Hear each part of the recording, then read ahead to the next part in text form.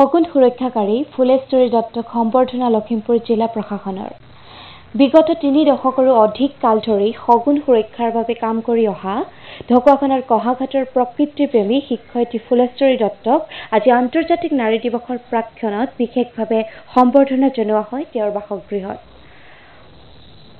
উল্লেখ্য যে বিগত ৩৬টা বছৰে গাঁৱৰ বিভিন্ন লোকৰ ককৰ্থনা শুনিও এজাক শগুনক নিজৰ বাৰীত আশ্ৰয় দি বন্যপ্ৰাণী সুৰক্ষাৰ কাম কৰি অহাৰ বাতৰি সংবাদ মাধ্যমত প্ৰচাৰিত হোৱাৰ পিছতে আজি লখিমপুৰ জিলাৰ আয়ুক্ত প্ৰণৱজিৎ কাকতি আহি উপস্থিত হয় কঢ়াঘাটত।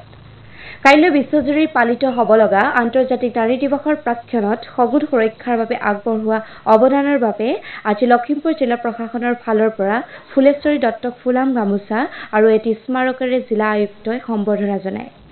ইফালে লখিমপুৰ জিলাৰ আয়ুক্তগৰাকীয়ে শগুনে বাহ সাজি থকা বাৰীৰ গছবোৰ প্ৰত্যক্ষ কৰি লৈ ফুলেশ্বৰী দত্তৰ সৈতে তেওঁৰ ঘৰুৱা অৱস্থা আৰু চাকৰি সমস্যা সন্দৰ্ভত আলোচনা কৰে।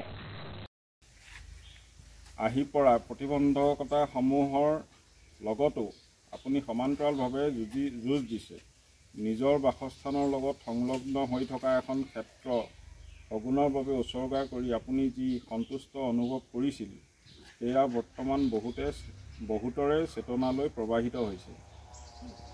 আপোনাৰ কৰ্মই বহুতকে প্ৰেৰণা যোগাব আৰু পৃথিৱীখনৰ আন জীৱৰ প্ৰতিও সংবেদনশীল হ'বলৈ শিকাব।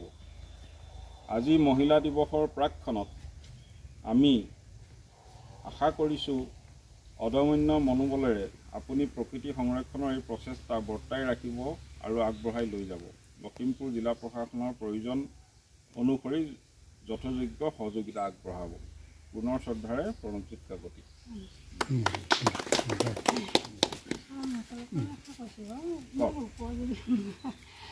মই ভবা নাছিলোঁ আমাৰ এয়া দেউ হয় ডক্টৰ তেওঁলোক আৰু দেৱজিৎ চাহ আৰু সংগঠনৰ পৰা এতিয়া ওলাই আহি ইয়াৰ বিষয়টো কিতাপ পত্ৰ লোৱা হ'ল। আমাৰ এওঁলোকে লাগি আছিল আগৰ দশকাৰে এইখিনি সংৰক্ষণ কৰি, তাৰ পৰিৱৰ্তে মই এতিয়া এইখিনি কাকো এজোপা গছবোৰ কাটিবলৈ নিদিয়াকৈ মই ৰাখিছোঁ আৰু